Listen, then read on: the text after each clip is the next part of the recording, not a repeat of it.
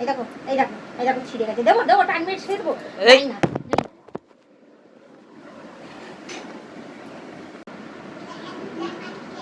কি গো মোবাইল নিয়ে বসে রয়েছে কেন? কেন কি হয়েছে? মেসোটা অন করো, মেসোটা অন করে নিজের হাফ প্যান্টগুলো আমি সেভ করে রেখেছি, ওইগুলো তুমি দেখে একটা পছন্দ করে তুমি কি অর্ডার দিতে পারছো না? মেশো কার মেশো? ওই যে বলেই হলো মেসোই তো। মেশো না, ওটা মিশো মিশো।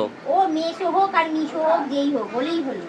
তুমি দেখছো যখন আমি একটা দেখবো, কাজে সেভ ব্যস্ত করে রয়েছি। রেখেছো আমি দেখি সময় যখন হবে আমি দেখে নিচ্ছি। না সময় সময় এখন হবে না, তোমার জন্য আমি কিন্তু নিজের জামা কাপড় কিছু অর্ডার করতে পারছি। আমার সাথে তোমার জামা কাপড়ের কি অর্ডার আছে? করতে পারছি না। আমার সাথে তোমার জামা কাপড়ের কি আছে? না আমি অত সাথে জানি না, তুমি এখন তাড়াতাড়ি করে অর্ডার দাও। আরে আমার জামা কাপড়ের সাথে তোমার কি আছে? তুমি অর্ডার দিতে পারছো না মানে কি? আরে বাবা একটা দুটো করে জিনিসগুলো অর্ডার দিলে তো তারপরে তো আমি কোনো রকম কোনো কিছু আমি করতে পারবো। কি কোনো রকম কোনো কিছু?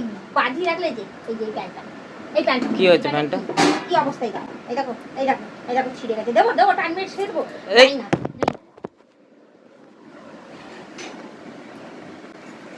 দেখেছো প্যান্টের অবস্থাটা? দেখেছো তো? দেখেছো তো প্যান্টের অবস্থাটা? আর দেখেছি ছিঁড়েছে একটু, ঠিক আছে আমি অর্ডার দিয়ে দেবো, কি আছে? দেবো টান মেরে ছিঁড়ে। না টান মেরে ছিঁড়ে দেখি। বাজে ভাবে বাজে বাজে ছেড়ে ছেড়ে প্যান্ট পরে বানাচ্ছে, কতগুলো পিস পরে রয়েছে সেগুলো বানাচ্ছে না, হাফ প্যান্ট অর্ডার দিচ্ছে না, কিচ্ছু করছে না, কিচ্ছু করছে না। তোমার জন্য আমি কিচ্ছু করতে পারছি না, কিচ্ছু না। আগে প্যান্টটা অর্ডার দাও, তারপর আস্তে আস্তে করে সামনে পুজো আর একটা মাস বাকি। আরে বাবা একটা একটা করে জিনিস কিনলে তারপর পরে বেরোবে কি করে? তুমি ওইগুলো পরে পরে বেরোবে, বলবে দেখো বউ সেজে গুজে ফিটফাটে বেরোচ্ছে, আর দেখো বরকে কেমন ভাবে রেখেছে।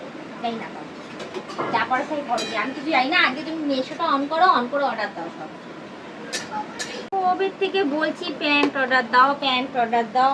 ফুল প্যান্ট কিনতে হবে, হাফ প্যান্ট কিনতে হবে, একটা শার্ট কিনতে হবে, গেঞ্জি। তোমার যা কেনা সেটা কেনো না, আমার পেছনে পড়ে আছো কেন?